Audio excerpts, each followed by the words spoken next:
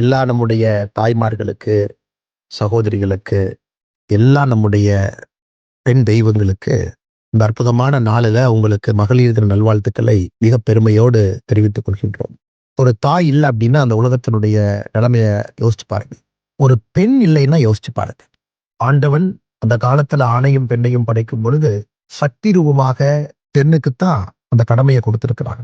இத்தனை 1000 லட்சம் கோடி தெய்வங்கள் இருந்தாலும், பெண் தெய்வங்கள பிரதானப்படுத்தி தான் இந்த உலகம் வாழ்ந்து கொண்டிருக்கிறது, இயங்கிக் கொண்டிருக்கிறது.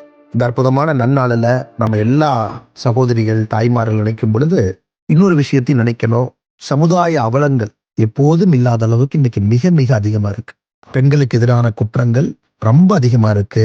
குழந்தைகளுக்கு எதிரான குற்றங்கள் ரொம்ப அதிகமா இருக்கு. அவங்க ஒரு வீக்கர் செக்ஸ் அப்படிங்கிற எண்ணம் இன்னைக்கு நம்முடைய மனதுல விதைக்கப்பட்டிருக்கிறது. இது பள்ளியில, கல்லூரியில, வீதியில எல்லா இடத்திலும் நம்ம பார்க்கிறோம். ஒரு மகளிர் தினத்தை கொண்டாடுறோம், எல்லாத்துக்கும் வாழ்த்து சொல்றோம். அரசியல் கட்சிகள், தலைவர்கள், ஆட்சியில் இருக்கிறவங்க பெண்களை பிரதானப்படுத்தி அன்னைக்கு நிகழ்ச்சியை வைக்கிறாங்க. அப்படிங்கிறத தாண்டி சமுதாயமாக நம்ம மாத்திக்கிறோமா? சமுதாயமாக நம்முடைய சகோதரிகளுக்கு, தாய்மார்களுக்கு முன்னுரிமை கொடுத்து அவர்களை முதன்மைப்படுத்துறோமா?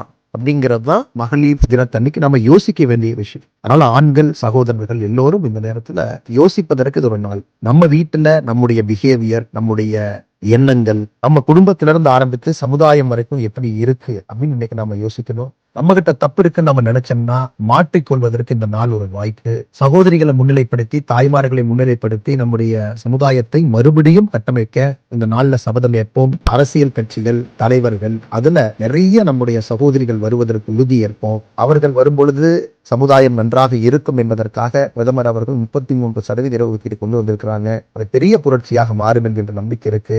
வருகின்ற காலத்துல தொடர்ந்து நம்முடைய சகோதரிகளை முதன்மைப்படுத்தி நல்ல ஒரு சமுதாயத்தை கட்டமைப்பதற்கு உறுதியேற்போம். அனைவருக்கும் மறுபடியும் என்னுடைய உலக மகளிர் தின நல்வாழ்த்துக்களை தெரிவித்துக் கொள்கின்றேன். நன்றி, வணக்கம். பாரத் மாதா கி ஜெய்.